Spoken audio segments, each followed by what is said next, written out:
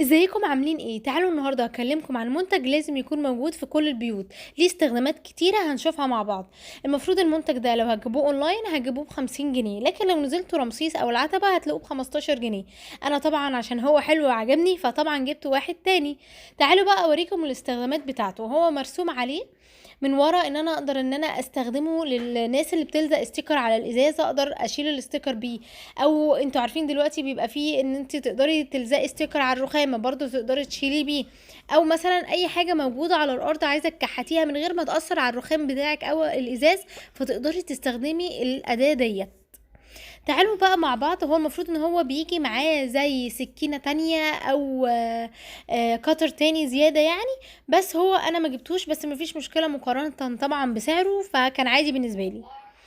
اول استخدام ليه طبعا البويه. الناس اللي بتبيض وبويه بتقع على الارض وبتواجه مشكله ان هي لازم بقى تمسحه او ان هي تجيب تنر وتقعد تشيله بيه، لا خالص، هي مجرد بالاداه ديت هتكحتي البويه وهتشال معاكي في ثواني، ومش هتاخدي اي وقت ولا مجهود، ولا كمان هتأثر على السيراميك بتاعك.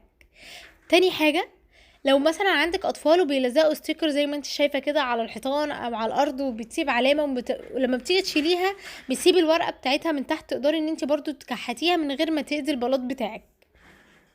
بعد كده لو انت عندك بقايا لزق، انا كان عندي لزق ملزوق من اول ما استلمت الشقه، وبعد كده لما جيت ان انا اشيله بالكحاته الصراحه بواقي اللزق ديت ما اتشالتش.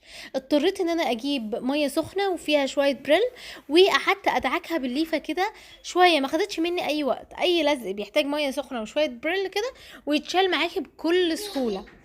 وبعد كده مسحت طبعا الميه وسبتها تنشف وخلاص.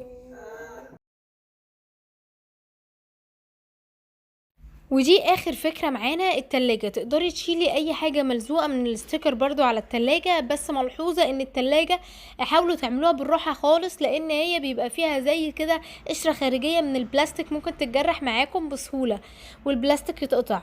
فبالراحة خالص كده يمين وشمال هتعملوها بكل سهولة وهتطلع معاكم. ويبقى كده وصلنا لنهاية الفيديو بتاعنا. ما تنسوش تعملوا لي لايك وتشتركوا في القناة، واشوفكم في فيديو جديد. باي باي.